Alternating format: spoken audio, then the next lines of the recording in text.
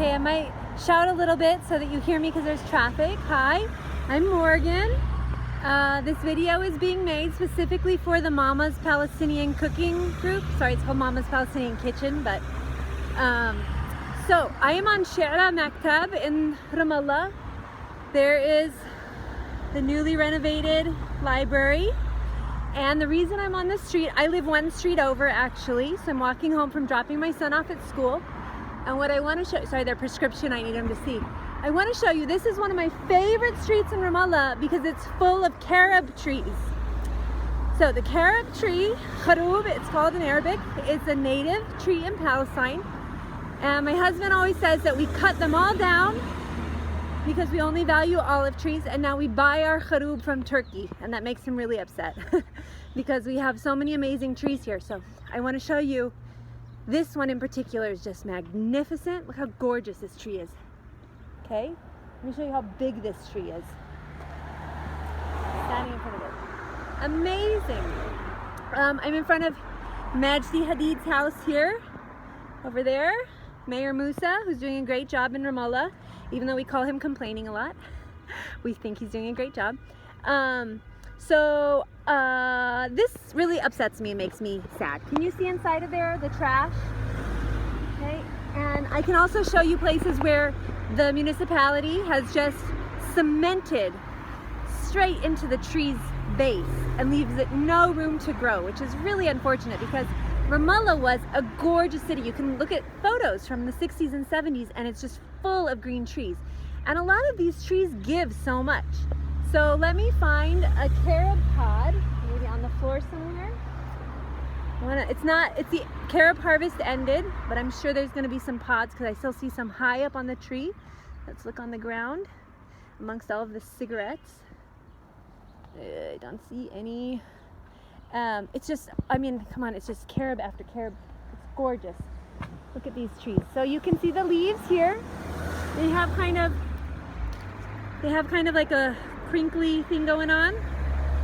And the pod looks almost like a giant bean. It's dark brown when it's ripe. And my son eats it and he calls it candy. Because we're so all natural, we convinced him that that's a version of candy because it's so sweet. And I know that you can buy carob powder. Found a pod on the ground. You can buy carob powder. Here's a pod, a nice sturdy pod, okay? So what we do, I'm not gonna do it right now, obviously, because this is from the street next to cigarettes, but we literally bite into it and there's tiny little, really stone hard seeds, almost like metal, and we just spit those out and then we chew it, literally like a candy bar. And this year, there's the Hadid home. This year, I also did something I've never done before. I did dibis, molasses, out of the Carob, and it's amazing. So now we can put tahiniya. My husband told me, stop saying tahini. I'm like, but I'm speaking in English right now. So we put tahiniya, and then we cover it with some of our homemade Carob dibis, and it's amazing, and we can dip into that.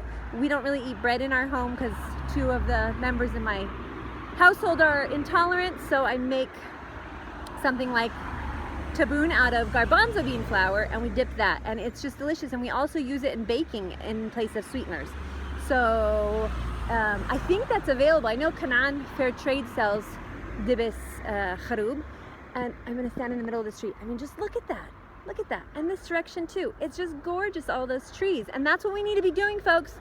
Planting trees, especially trees that we can also eat from and eat naturally. So this is one of our native trees, the Carob tree. It's just incredible.